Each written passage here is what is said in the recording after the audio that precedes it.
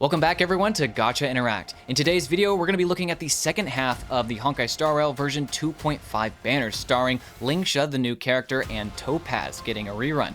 Let's go through both of these banners and see whether or not these characters are a good pulling option for you. And if you do enjoy the video, go ahead and hit that like and subscribe button and check out the rest of the channel for other videos you may be interested in.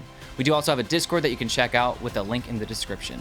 Now, on to the video. So the first character we want to talk about is Lingsha. Obviously, we have Lingsha and Topaz. So looking into Lingsha first and foremost, looking at her base attack, her skill, ultimate, kind of her talents as well to kind of understand her better as a character. In a very basic sense, how we're going to explain Lingsha is an amazing healer. She's really good for break effect teams as well, which we'll get into when we talk about teams and questions in the later part of the video. But honestly, with looking at her skill, she's going to do damage to all opponents, which is going to be really good considering she's a fire unit. And that's going to be great for not only just hitting multiple units at the same time for break or whatnot, but also she is going to be healing her allies as well. So as she's hitting enemies, she's also healing all of her allies and she's hitting all opponents. At the same time of using her skill, she's going to put or summon Fuyuan, which is the little bunny that she has, onto the field, which has a count of 3 whenever you use this skill. And so keeping that in mind, that's going to also help because he will do follow-up attacks against enemies that'll deal damage, also dispelling debuffs to your current party members and also healing the party members as well. So a lot of healing already, and I haven't even gotten to the ultimate. Looking at the ultimate, it states that it inflicts befog on all enemies, and then while in the befog state, targets receive 25% increased break damage. This is at level 10, and that lasts for 2 whole turns. Obviously, you're seeing a little bit more now why she's a little bit more focused in that break aspect. Never mind the extra bonus abilities that she kind of gets also help with that, and the actual stat bonuses she gets are increasing that as well. Looking beyond that though, also in the ultimate, it deals the fire damage as soon as you use the ultimate based on her attack, which is also what her healing is based off of.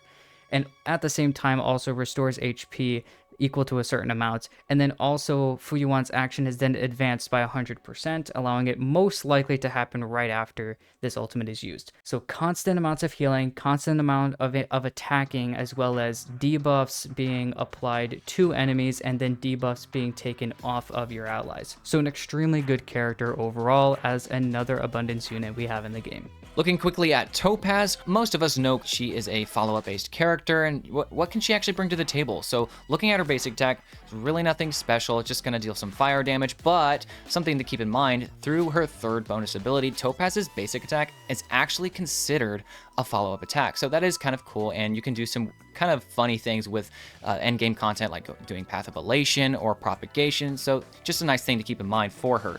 Looking at her skill, she is going to inflict Proof of Debt on an opponent by throwing Numbi out to hit them, dealing fire damage.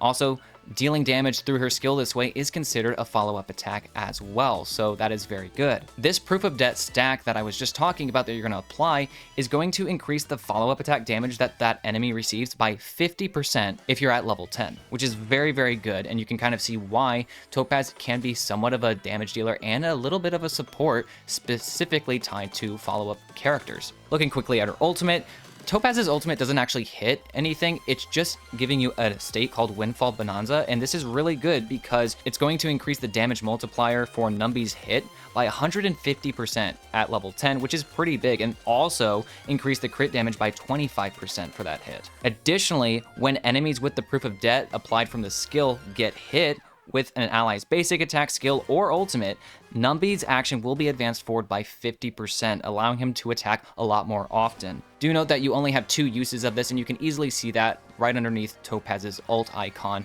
to kind of know when you should be using the ultimate. There are new characters coming out left and right, and if Genshin does anything similar to what Star Rail has done, you should get to know my good old friend, Det. If you're looking to lay down some money on some beautiful pixels and programming, then I'd highly suggest using Loot Bar to do it. With Loot Bar, you can top up your Genshin account at a cheaper price. It doesn't stop there though, you can use it for Honkai Star Rail and many other games that they support. There are several reasons why Loot Bar is awesome. Number 1, they only need your UID and server, making it completely safe. No emails or passwords are needed. Number 2, they offer 24/7 live support that I have tested at the most random times in the morning. Don't ask me why, or my wallet for that matter. Number 3, you can easily see the reviews people have left if you're still unsure about making a purchase. And number 4, you're guaranteed delivery in 30 minutes, but every single time I've made a purchase, guys, it has always been a matter of minutes, if not even seconds. Other creators have used Loot Bar to top up their accounts, so if you're looking for credibility, here it is. Check out the link in the description or pinned comment, because Mavuika is simply too hot to miss. Now, back to the content. Now looking at the light cones, let's go ahead and talk about, first and foremost, looking at Lingsha's light cone, Scent Alone Stays True. Now, usually with these light cones, obviously, for the 5-star characters, having their personal weapon or their personal light cone is going to be best for them. It's very rarely going to be used on other characters. But with this one, I would keep in mind another character once we get to that in a second. Looking at the superimposition ability or its refinement ability, whichever one you kind of are more normal and used to, it increases the wearer's break effect by 60%, and after the wearer uses the ultimate to attack enemy targets, you will inflict the targets with woe-free state, lasting for 2 whole turns. While in the woe-free state, enemy targets take 10% increased damage. The effect of increasing damage taken is additionally boosted by 8% if the wearer's current break effect is over 150%. So keep that in mind as you guys are using that, and also with the wearer already getting 60% more break effect, whether that be Lingsha or another character that actually this could be okay to use this on, would be another break type of character who also goes into fire and his abundance unit is going to be Gallagher. Now they're probably a pretty good weapon for, or a light cone for him, if you, I guess, throw some pulls in and somehow accidentally get this, or if you get 2 by accident somehow and just get a whatever, then technically this could be used on him as well, but also a very good light cone to be given to her for Lingsha, but I don't necessarily feel like it's necessary, but it brings a lot to the table for her. Now let's quickly look at Topaz's light cone, which is called Worrisome Blissful. So obviously, as Vixen was stating, the personal 5-star light cones for the characters is going to be their best option. And let's look at the superimposition on Worrisome Blissful. Assuming it is just S1, this increases the wearer's crit rate by 18% and increases damage dealt by follow-up attacks by 30%. After the wearer uses a follow-up attack, it will inflict the target with the Tame state, stacking up to 2 times. When allies hit enemy targets under the Tame state, each Tame stack increases the crit damage by 12%. So you can get 2 stacks of that, 24%. So you're getting a solid amount of crit rate and a little bit of crit damage as well, but also just 30% damage multiplier increase to your follow-up attacks. So it's a very good weapon for Topaz, greatly increasing not just her damage, but also because you're applying a tame state, you're actually increasing some crit damage for your other follow-up attack characters in the team that hit that enemy that Topaz is putting that tame state on, which is also most likely going to have proof of debt. So it's obviously a very synergistic light cone for Topaz, and honestly is actually a pretty good light cone for Ratio and some other hunt follow-up characters like Fei Xiao even could use this, Moza, March 7th Imaginary. So it has a lot of value, but once again, don't pull, I just wouldn't pull a light cone unless it's for that character. Like obviously Fei Xiao wants hers more than this, but if you barely missed Fei Xiao's light cone just now and you still just want a better light cone, maybe you already have Topaz, that could justify actually pulling for it. And so she could use this. Dr. Ratio could use it. We all got a free Dr. Ratio, but maybe you didn't pull for his light cone when his actual banner dropped. So, there's several different options just to kind of keep in mind. And there's plenty of 4-star options that are going to be very viable as well. Now looking over into our summary section, we're going to be talking about different questions that we're going to bring up and kind of give the idea of mainly what the video talks about, which is, should you be pulling this character or not? So first, the question that we have is, do you need either character in your account? How valuable is that character? Looking at different elements that the character has, the roles, the paths that they follow. What is your account actually really in need of? And looking first and foremost at Lingsha, I think overall, if you're in need of a really good sustain, I think she's an extremely good character. We've already talked about how consistently, she heals over and over again, and the constant application as well. And she's doing her damage based off of attack as well, and she's also healing based off of attack. So you're already going into a lot of attack with her as a character. Very good for that. Also good for weakness break. Obviously, if you are looking for a break team, she is going to be the strongest sustain character for you because she's helping, obviously with the break damage. She's doing really good break damage herself, and she's doing some extra help being a very good support and healer. So she's really everything that support for every kind of support idea that you really need for a break team. So if you have a break team, especially if you have Firefly and even Boot Hill, going for Lingsha should be at least a pretty high priority if you don't have, Gallagher, or you don't have them extremely well built. But, you know, looking at Lingsha, that is something to at least keep in mind. Looking at the other side, talking now about Topaz, Topaz is also a very good character. Sadly, the issue with a lot of things is that with follow-up right now, it's very difficult to kind of make an extremely amazing team. That's not to say they can't clear content, and that's not to say that they are bad characters, but right now, the pieces are slowly, thankfully, starting to be put together for, you know, follow-up teams. We've got Robin recently, who's actually helps out a lot with that. So if you have Robin, Topaz could be a really good pull. Topaz is also an extremely fun character. I know Rift is actually trying to grab all the IPC people, so if you are going after something like that as well, that could be something that you could kind of be going after, and Topaz does fit the bill for that as well. But a very good hunt character, very focused on single target over and over again, and even with her kit entirely, as you heard Rift talk about it, she's so consistent on always making sure follow-up attacks are consistently happening, always making sure she's helping Numby get more and more follow-up attacks over and over again, which could help herself as well as other characters if they're based off of that type of thing as well. Exactly. And now leading right into our next question, we ask, what kinds of teams are you trying to build? And you kind of started to talk about that, you know, just with the follow-up there. With a game like Star Rail, you know, it's very important. Not that it's any less important for like other games, but I think with Star Rail, especially because the content can be a little bit more challenging, it is a turn-based, so you at some point have to get hit, right? Unless you're like doing some crazy speed build or whatever, right?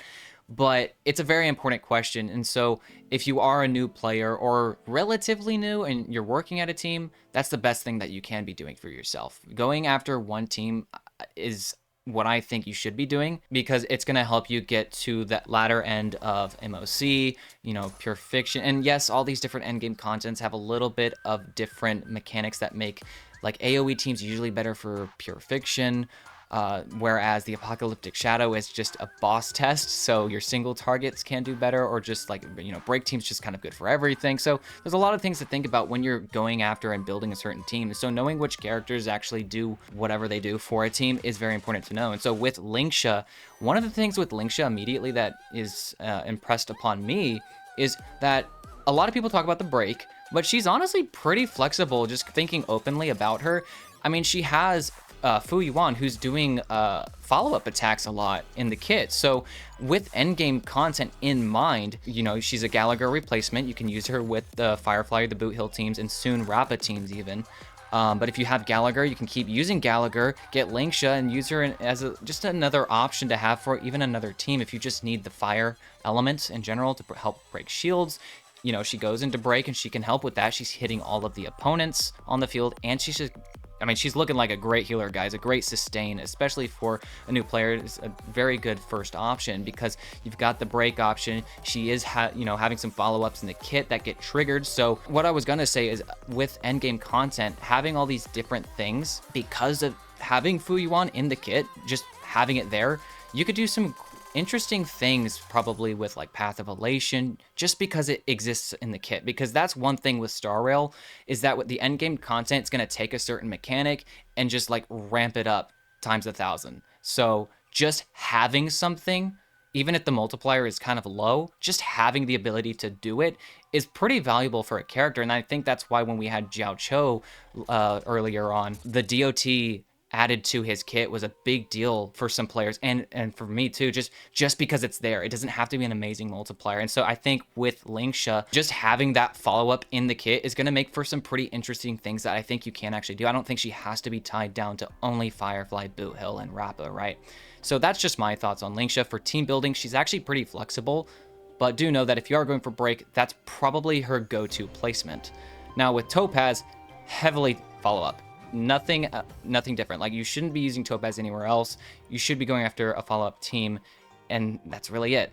That's all there can be said when you're building teams with Topaz. Because really, at the end of the day, Topaz is kind of a specialty unit where she's got some damage in her kit, but I think one of her takeaways is the fact that she's just dealing a lot of follow-up attacks, so that helps characters like Fei Xiao get more stacks for her ultimate, right?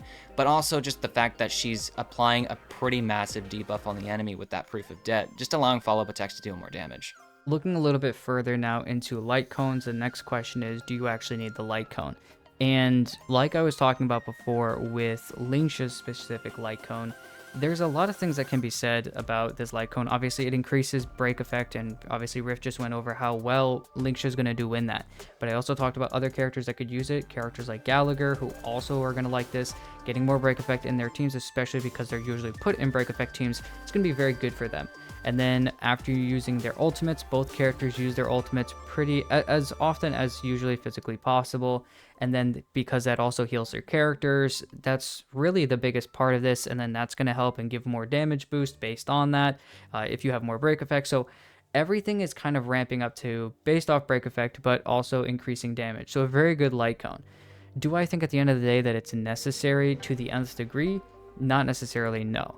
There's definitely some other ones that could be brought up when we're looking at, I guess, just other types of abundance light cones. You could use Gallagher's face on a 4-star light cone already. What is real? This increases break effect at the E1. It increases by 24%. And then basic attacks heal and basically restore the wearer's own HP at a certain point as well, based on the amount of max HP you have. And although, once again, you know, Lingsha doesn't go into HP to heal, it is still nice to get that extra little bit of health, specifically to make sure that she stays alive so that she can keep the other teammates alive. So once again, could be something that's helpful, and I'm sure there are other light cones that could be, helpful once again, that are just based off of mainly making sure that you are doing well to heal the characters. But obviously nothing's going to be better than this personal light cone. With most of your 5-star characters, I would say to go for the light cone. With this one, it's a 50-50. I extremely like this light cone, especially for her, but it can also be used for another 4-star, which is pretty rare when I look at light cones for 5-star specific characters. So I think this is a 50-50. If you go for it, great. If you don't, you probably will be fine. Looking at Worrisome Blissful, which is, once again, Topaz's light cone. With DPS, they are usually on the highest part of my roster when talking about light cones to get for characters, and because of how well this light cone just fits in each part of her kit, obviously because it is her personal light cone, I do think this is a great one. At the same time, I do know that a lot of light cones can give, especially with DPS characters, can give a lot based on this, especially kind of standard, if you will, light cones that are already in the game that can give a lot of crit rate or give extra damage based on XYZ. So once again, with this specific light cone though, I'm also not 100% sure if really Topaz needs it or if she desires it to an nth degree. So I don't know, Rift, talking about, I guess, specifically Topaz, do you feel that your Topaz kind of needs her light cone or needed her light cone, or do you feel like it's more like a luxury item? I can agree for the most part that it is kind of just a luxury item. It does, however, help a lot with the stats, the crit rate, the crit damage, having that 30% extra follow-up attack damage. It's very noticeable whether you have that or not. So if you're looking for damage in Topaz specifically, it's pretty worth it. Another reason I think it's a little bit more worth just in general when talking about light cones for 5 stars is the fact that it's actually a really good stat stick kind of light cone for other hunt follow-up characters, because there's actually a lot of those in the game. I talked about it earlier in the video. There's Ratio, if you didn't pull his light cone. Fei Xiao just came out, but then there's also some 4 stars like Moza and March 7th. Now, I'm not by any means saying you should pull Topaz's light cone for them, because there's, they can get away with so many other options. There's, the 5-star standard cruising in the Stellar Sea is going to be a good option. Everyone's got that. If you've played the simulated universe, you can easily S5 that through the Herta shop. So that's going to typically be an option, right? But the problem with that is that there is only one. You can't get multiple copies of it. So you kind of just choose who you want that to go to. Probably either your Fei Xiao or your Topaz, or even your Ratio. And it just kind of depends, what else do you have on your account? So if you don't have any 5 stars, or cruising the Stellar Sea is your only 5-star, and you actually just want to use that on someone else, like the free Ratio we all got, that's fine. You don't have to take it off. So some 4-star options that I think are really good. One of my favorites for Topaz, and really a lot of hunt characters in general, Swordplay is just a really good light cone. The one with Sushong on it, it's just a good damage increase because it's just going to stack higher, especially if you're just dealing damage to the same target over and over. It just ramps up, which with Topaz, when you use that skill to apply Proof of Debt with Numby keeps attacking that same target until it's dead. So Swordplay is actually going to get stacked pretty quickly with a character like Topaz. So it's just one of my favorite options. And then also Return to Darkness isn't bad either, just because it's helping giving you 12% crit rate, which is pretty good for a 4-star light cone. But additionally, after you do a crit hit, you have a 16% fixed chance to dispel a buff on the target. And so depending on what you're fighting in certain content, taking a buff off them is actually a really good thing, because some enemies just have ridiculous things that they're applying to themselves that then allow them to do something to you that you really don't want. So there's different ways to kind of mitigate that. So at the end of the day, yeah, there's some 4-star options, and you don't have to pull the 5-star light cone by any means. You know, once again, cruising in the Stellar Sea, if you're not using that on any other hunt character, is going to be not too far behind, just because it is a 5-star, has the stats and whatnot. Lastly, this is our last section. We're going to be talking about Eidolons, and are they actually worth it? Is the character amazing at E0, or do they kind of really want to see that E1 or the E2? Is the E1 better than the E2? Is it the other way around? What's actually worth? And so, Vixen, I kind of want to hear your thoughts initially on looking at Lingsha when we look at Lingsha's Eidolons. Well, looking at her first 2 Eidolons, the first one is called Bloom of Vileward Bouquet. Lingsha's weakness break efficiency is increased by 50%, and when an enemy unit's weakness is broken, it reduces their defense by 20%. The E2 states Leisure in Carmine Smoke Veil, and it states that when using an ultimate, increases all allies' break effect by 40%, lasting for 3 turns. 3 turns. So overall, I think when looking at this, if you're going to be running this with someone like any of the break teams, obviously, both of these Eidolons are extremely good. I think if you are looking at Eidolons to go after, I think that, honestly, we've already talked about how broken this kit is. I think E0 is perfectly fine. You don't need any of them. But if you're going after Eidolons, I think the E1 is fine, but I also think the E2 is really good as well. The E1 is helping weakness break efficiency, but you also have a defense shred in it as well, which is allowing those units to take more damage when you have your main damage dealer, usually either Boot Hill or Firefly, doing more damage to them, which everyone knows is going to be better for them, because especially if she's doing a lot of fire, you have Firefly that can apply fire weakness on them. It's always going to be a really good combo. But the E2 is nothing short of the E1 either, and it may be a more simple kind of Eidolon, but 40% break effect for all allies is extremely good.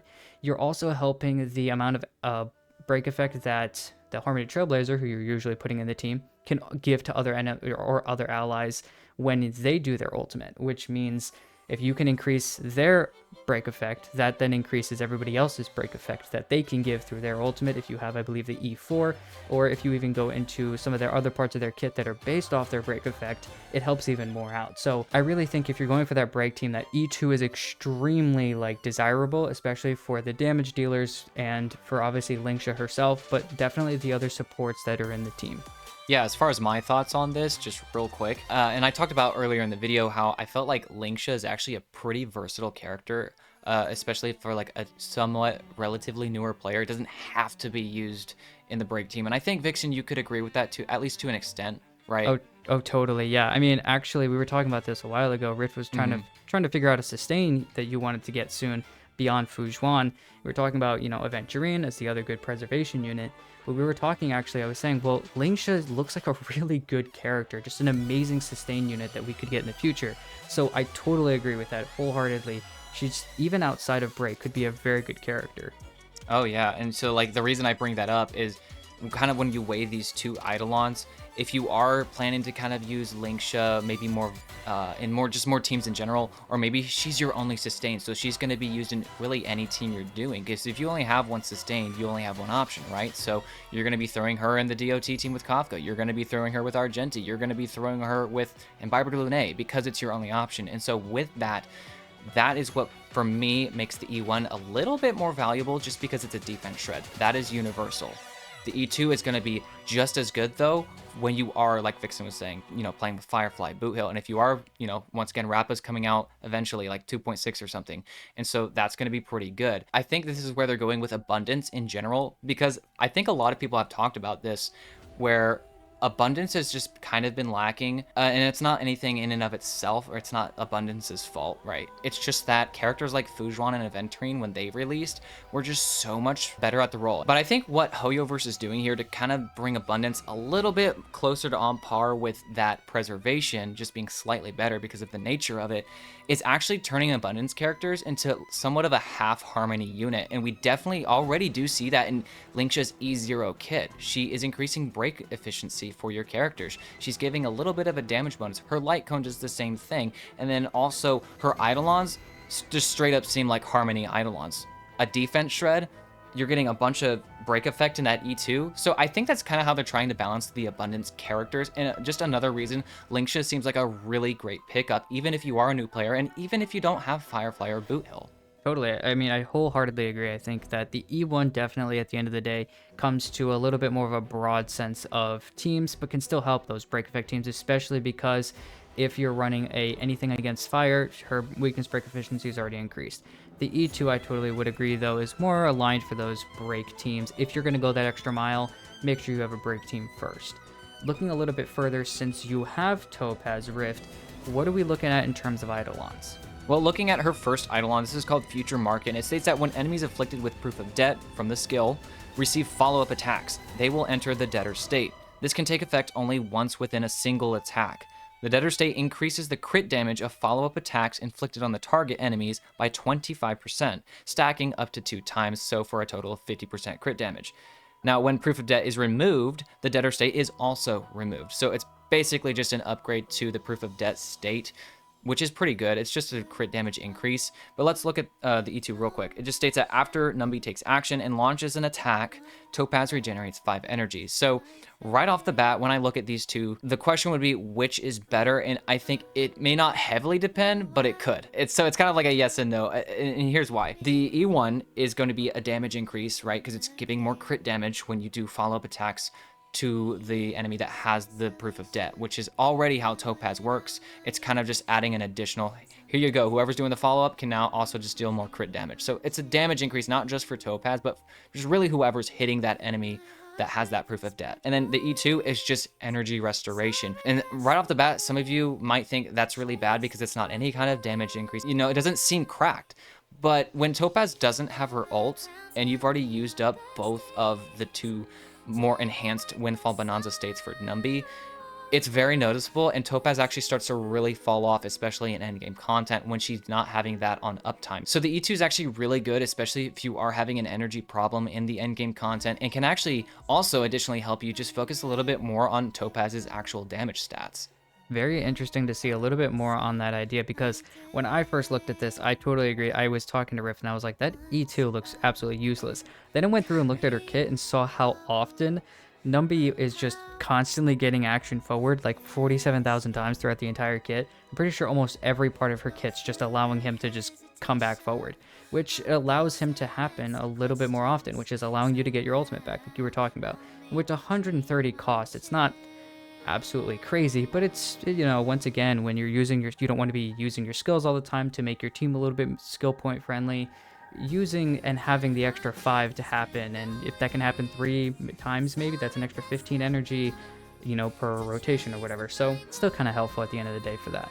Right, and there are plenty of times where I'm playing with Topaz, and to give it context, guys, I have an E0 S1 Topaz. With the E0 Topaz, there are plenty of times that I have that sliver of the ultimate just missing, and it's like, oh, I really need that, because she just used the last follow-up attack too, so it's barely just not there, and that E2 would actually really solve that, because it is a huge difference when she does not have the ultimate up versus when she does. It's important to just have it up, and so the E2 is just fixing that, really. And if you aren't having that issue, then maybe you don't need the E2. And that's why I think with Topaz, she's actually perfectly fine at E0. I just, in general, these Eidolons aren't overly insane. They're not goated. They're not game changers. I honestly wouldn't suggest going for them personally. I would say just go for the Light Cone, because it's a lot better than going for Eidolons for Topaz. If you're going for Eidolons in a follow-up team, usually your Fei Xiao could probably get more use out of that. Robin Eidolons are very good. Aventurine Eidolons probably don't hurt at all. I think there's just better Eidolons to go for when you're looking at a full follow-up team roster before looking at Topaz, because Topaz, at the end of the day, in my opinion, and having her, she really just feels like a luxury unit. she's kind of half a DPS, half of a support for the follow-up characters. She can be the ultimate DPS in the team, but ever since we got the free ratio, my ratio since then has always dealt more damage than Topaz. And I have Topaz's Lightcone, not Ratio. Ratio is using Yanqing's Lightcone, I think. My Ratio still deals more damage because he's a little bit better oriented to actually dealing damage, whereas Topaz is allowing him to reach that higher potential. Well, we hope you guys enjoyed this video, and this hopefully could help you decide on whether or not one of these characters is better for you, or if one of these light cones is a good decision to go after when you're going for the next banner. As always, if you have any suggestions, go ahead and let us know down in the comments for us or any other players, and make sure to like and subscribe and check out our Discord as well for the video. Thank you again for watching the video, and we'll see you guys in the next one.